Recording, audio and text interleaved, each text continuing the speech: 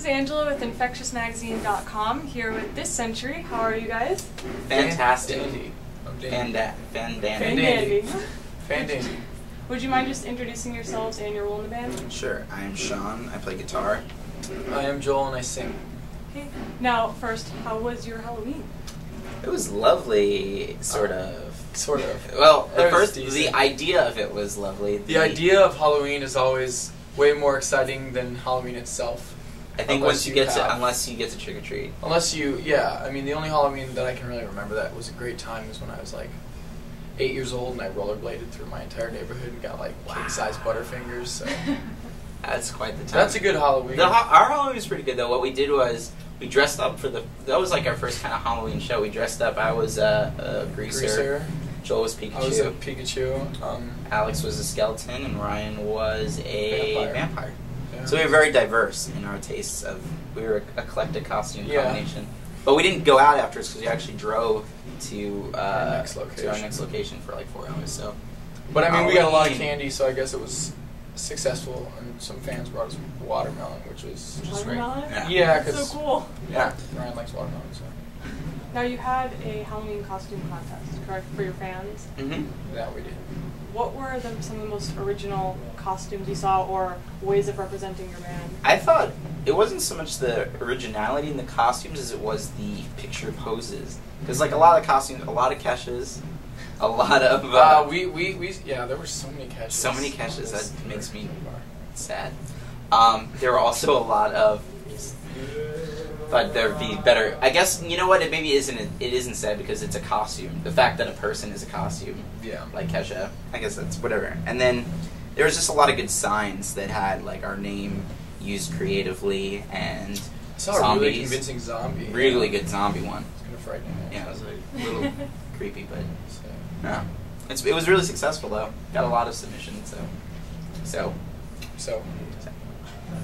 You guys use not only Twitter and Facebook to connect to your fans, but you're still using MySpace, from what I saw, pretty well, and just personally connecting, which a lot of bands aren't really doing. So do you think that sort of aids in your success and connection with the fans?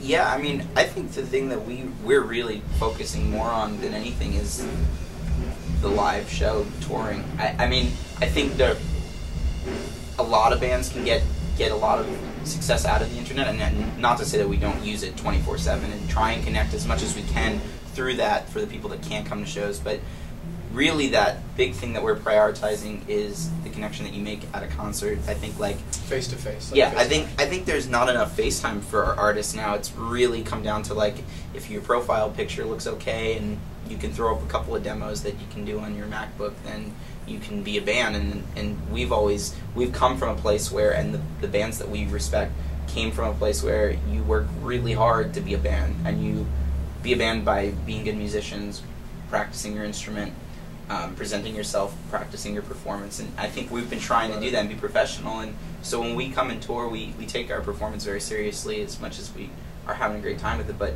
we want fans to connect and see that as much as they see, you know, the internet fun stuff. We want them to actually connect to the music because we care about what we do. So, but for the fans who we're not maybe able to have FaceTime with, who are like overseas, yeah, the internet is a great tool. I just like bash the internet for no reason. Yeah, we still yeah, definitely use the internet to keep in touch with fans, because I think when they're talking with you regularly, they kind of feel like they're part of the process and growing with your band. So.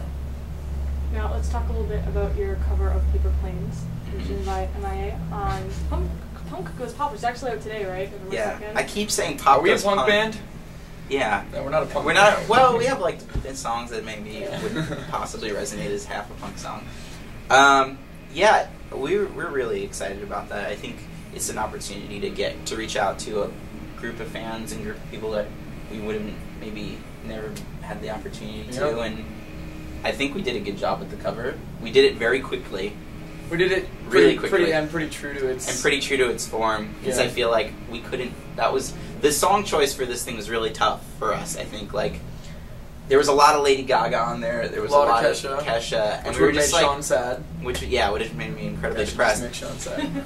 But I feel like a lot of doing cover songs for compilations is song choice, and I felt like we picked a song that we really had a lot of respect for, and that will we knew that we'd probably not even come close to touching anyways, but I think we did a good job of keeping true to what's great about that song. Yeah. So, yeah, I'm really happy about the cover. Yeah.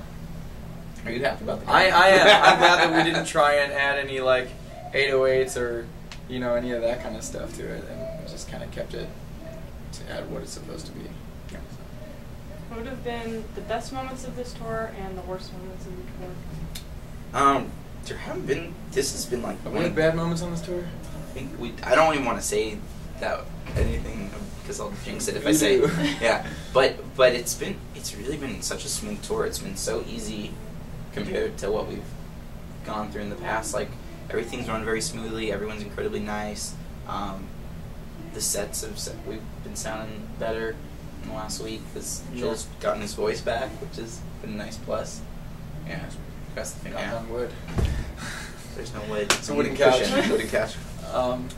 Yeah, I don't know. I don't really know what the worst moment on this tour would be. Best part probably being the fact that we came back to a lot of these cities where we played the same venues, and the amount of fans that knew the band just from the last tour that we've been on, and just from the last couple of months of getting the music out there. Like, it's kind of crazy to see so many fans that really latched on to the music that we didn't see before, I think that's been like the most incredible part. So. What is your guilty pleasure? Do I have a guilty pleasure? I mean, Everyone has a guilty pleasure. I'm pretty open about. You don't feel very guilty about anything. Yeah, I mean, you live with no regrets. When I think guilty pleasure, I think like music right away. But I'm trying to think of music that I love Bravo reality TV. Most of the shows on Bravo. That's reality. a guilty pleasure. I don't think it's guilty. I love it. I don't think there's anything wrong with that. Personally. Your favorite one? Ooh, that's tough. I love the one with the dude that owns the properties, flipping out. I don't know, just because he treats his employees so terribly, and it's incredibly amusing to me. Yeah, I guess. Because I treat Joel so terribly, and I just feel like I can relate to him. Yeah.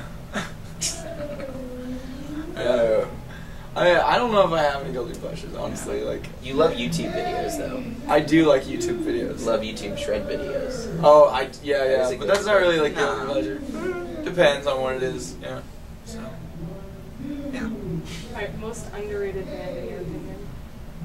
Underrated band. Underrated. There's so many underrated. I mean, it has to be a band that's not. Well, there's a band. Bands in terms that don't exist anymore, or just bands in general, like bands that don't get enough credit. Yeah. There's a band called Kent that was around a long time ago. That's a big influence on like Jimmy Eat World and a lot of that sound, that a lot of the pop punk sound that evolved from Jimmy Eat World. Like bands like us, I think, and bands that respect the pop punk thing and that came from that really listened a lot to Jimmy Eat World, who really bring a lot of influence from like Kent, who kind of got washed out of the mix because they never really were a commercially successful band. So that's a band that you should check out. Underrated, man. That's really tough. I could start naming bands. Even if it's just a local band. It's not Local like band. super big. That's even harder. That's tough. Maybe this day and age, I liked them a lot. They're not around anymore. We just like bands that aren't around anymore. Yeah. That's why they're underrated. That's why they're underrated. No, there's a band called This Day and Age, and I think that they were awesome musicians and very, very catchy too. So, but I don't know if they really got off the ground. Yeah, they never quite got past the. Now, which first they're stage. now Reign of Kindo, some of the members, which Reign of Kindo is a great band. But yeah, I guess that's my most underrated band. Now, if there was going to be a movie made about your band, who would play each of the members? I'd be Robert Downey Jr. Who would I be? You would be. Well, hold on. Let's skip you for a second. Alex would be. Well, I could be Chris Kattan if I needed to be. Because everyone says I look like Chris Kattan anyways. Who would Alex be? Ricky Martin. No, Alex would Joe be- Jonas. Joe Jonas. Play Alex. Ryan will be played by Liam Neeson. Liam Neeson. I would be played by Russell Crowe. Yeah. And I'd have a sword on me at all times. I don't know. Michael Cera could probably play me, except he would probably turn me into even more awkward. I mean, I'm pretty awkward, but he'd probably make me like. He's like the king of that. He would take He it. actually, He would take it to Michael Cera level. Of Yeah. awkwardness. I think he could do a good job. Yeah. I thought my voice would be like this high. Yeah. It's a pretty good impression, though. Have you ever Googled yourselves? Oh, I Google myself all the time.